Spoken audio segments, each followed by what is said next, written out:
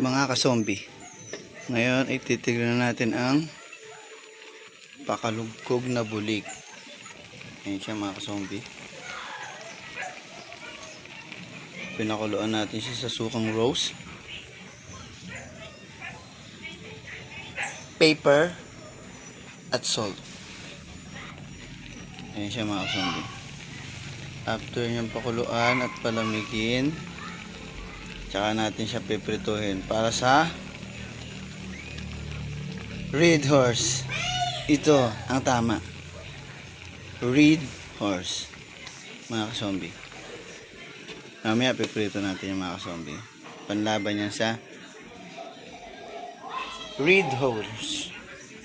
Goodbye. Hinihintay na po siya ng ating red horse. Dubai.